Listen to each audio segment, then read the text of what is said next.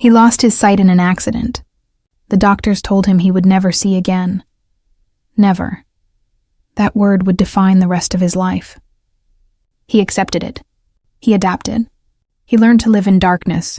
But then a little girl, no older than 8 years old, did something extraordinary. She did something that doctors said was impossible. She did something that gave him his sight back. What happened next shocked the medical world. What happened next proved that miracles are real. Like and subscribe right now, because this is a story about the power of faith, determination, and a child's love. This will make you believe in miracles. This will restore your faith in humanity. This is absolutely stunning. Subscribe now. His name is Michael Harrison. He's 42 years old. He's a teacher. He loves his job. He loves helping students learn. He loves being part of their lives. Michael has a daughter named Emma. She's 8 years old. She's in 3rd grade. She's smart. She's kind. She's everything a father could want. Michael and Emma are close. They do everything together. They go to movies. They go hiking. They read books together at night. They're best friends, really. Michael is raising Emma alone after her mother passed away from cancer 5 years ago. 2 years ago, Michael was in a terrible accident. He was driving home from work when a drunk driver hit his car. The impact was severe. Michael was thrown from his vehicle. He hit his head. He lost consciousness. When he woke up in the hospital, the doctors told him that he had suffered serious head trauma. They told him that his optic nerve had been severely damaged. They told him that he had lost his sight. They told him that the damage was permanent. They told him that modern medicine couldn't fix it. "You'll never see again," the doctor said. Those were the exact words. Never. A word that Michael would hear in his head for the next 2 years. Michael had a choice. He could give up. He could fall into despair. Or he could adapt. He chose to adapt. He learned how to live blind. He learned how to navigate his house. He learned how to use a cane. He learned how to use screen readers on his computer. He learned how to be independent. But Emma suffered. She had already lost her mother. Now she was losing her father to darkness. She would sit in her room and cry. She would ask herself why God was taking her father away from her. At school, Emma's teacher noticed that Emma was struggling. Emma was sad. Emma was withdrawn. The teacher talked to Michael about getting Emma counseling. Michael agreed. Emma started seeing a therapist. The therapist was good. She helped Emma process her grief. She helped Emma understand that losing her father's sight didn't mean losing her father. She helped Emma learn to be strong. But Emma wanted more than therapy. Emma wanted her father to see. Emma wanted to see her father's face reflected in his eyes. Emma wanted normal back. One day, Emma came home from school excited. She had learned about the brain in science class. She had learned that the brain can heal. She had learned that neuroplasticity allows the brain to rewire itself. She had learned that people can recover from things that seem impossible. Emma went to her father and told him what she learned. "Dad," she said, "what if your brain can heal? What if your eyes can work again?" Michael listened to his daughter. He loved her optimism. But he also knew the medical reality. The doctors had been clear. His optic nerve was damaged beyond repair. Brain plasticity couldn't fix that. "Baby, I appreciate what you're saying," Michael said gently. But the doctors were very clear. "My eyes are damaged. Brain healing can't fix them." "But you don't know that for sure," Emma said. "You have to try, Dad. You have to believe that you can see again." Emma was 8 years old. She didn't know about medical limitations. She just knew that her father had lost his sight and she wanted him to see again. Emma went to the library. She started reading about blindness. She started researching treatments. She read about stem cell therapy. She read about experimental procedures. She read about doctors who were pushing the boundaries of what medicine could do. She found an article about a doctor named Dr. Robert Chen. Dr. Chen was a neuroscientist. He was working on a new treatment for optic nerve damage. The treatment involved a combination of physical therapy, visual stimulation, and medication to encourage neurological repair. It was experimental. It wasn't approved by the FDA. It wasn't being offered to patients yet. Emma printed out the article and brought it to her father. "Dad, look at this," Emma said. "There's a doctor who might be able to help you." Michael read the article. He read about Dr. Chen's work. He wanted to believe that it could help, but he also didn't want to get his hopes up. He didn't want Emma to be disappointed. "Emma, this is very experimental," Michael said. "It might not work, and it might be very expensive." "But Dad, what if it does work?" Emma said. "We have to try. We can't just give up." Michael was amazed by his daughter's determination. She was 8 years old, but she had more hope than he did. Michael called Dr. Chen's office. He told the receptionist about his situation. He asked if there was any possibility that Dr. Chen might help. The receptionist told him that Dr. Chen wasn't currently accepting patients for this experimental treatment. The research was still ongoing. The treatment wasn't ready for human application yet. Michael thanked her and hung up. He told Emma the news. He thought Emma would be disappointed, but she wasn't. "Then we'll wait," Emma said simply. "You'll see again, Dad. I know you will." A year passed. Michael and Emma lived their life. Emma continued to help her father navigate the darkness.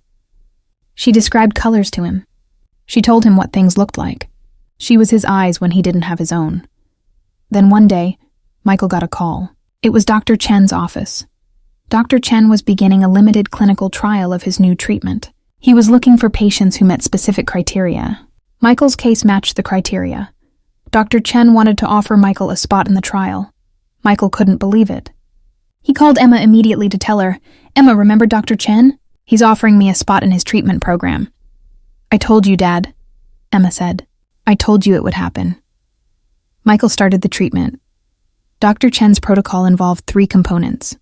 First, intensive physical therapy to retrain the brain to process visual information. Second, visual stimulation exercises to activate dormant neural pathways. Third, medication to reduce inflammation in the optic nerve and encourage healing. For the first month, nothing happened. Michael was still blind. He was still living in darkness. Emma visited her father at the treatment center every day after school. She did the visual stimulation exercises with him. She described things. She talked to him. She encouraged him. "You're going to see again, Dad," she said every single day. "I know you are." Michael believed in his daughter more than he believed in the medicine, but he kept doing the treatment anyway. In the second month, something strange happened. Michael started seeing shadows. Very faint shadows. He thought he was imagining it. He mentioned it to Dr. Chen. Dr. Chen ran tests. The tests showed that neural activity was increasing in Michael's visual cortex. The treatment was working. The brain was healing. The optic nerve was beginning to function again, Michael told Emma. Emma cried. She cried happy tears. "I told you, Dad. I told you that you could see again." The treatment continued. The shadows became clearer. Light became distinguishable from dark. Within 3 months, Michael could make out shapes. Within 6 months, Michael could see colors. After 1 year of treatment, Michael had recovered about 80% of his vision. The damage to his optic nerve wasn't completely repaired, but enough of it had healed that he could see. He could drive again. He could read again. He could see his daughter's face. The first time Michael saw Emma's face clearly, he cried. He held her and he cried. "I can see you," he said. "I can finally see you. You did this. Your hope did this. Your determination did this." The medical community was shocked. Dr. Chen published his findings. Michael's case was documented. It became a landmark study in neurological recovery. Media outlets covered the story. Father's sight restored through experimental treatment. The power of a child's hope. Miracle in medicine.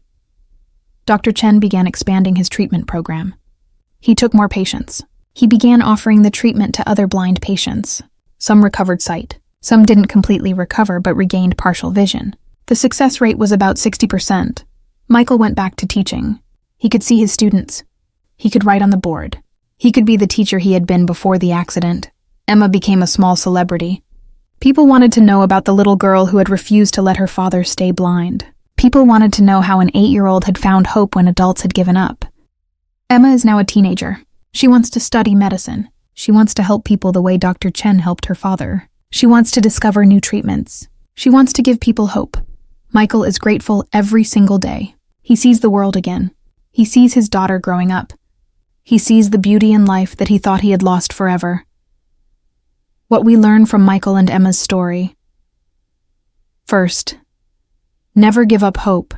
even when experts tell you it's impossible. The doctors said Michael would never see again. They were certain. They were definitive. But Michael and Emma refused to accept that as the final word. They looked for alternatives. They found Dr. Chen, they pursued treatment, and Michael got his sight back. Second, a child's faith can move mountains. Emma was 8 years old. She had limited knowledge.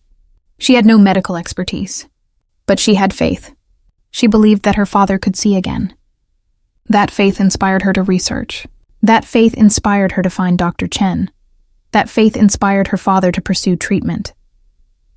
Third, love is more powerful than medicine. Dr. Chen's medicine was important, but what really healed Michael was Emma's love. It was Emma's determination. It was Emma's refusal to accept defeat.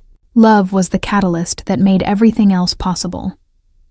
Fourth, sometimes the impossible is only impossible until someone refuses to believe it.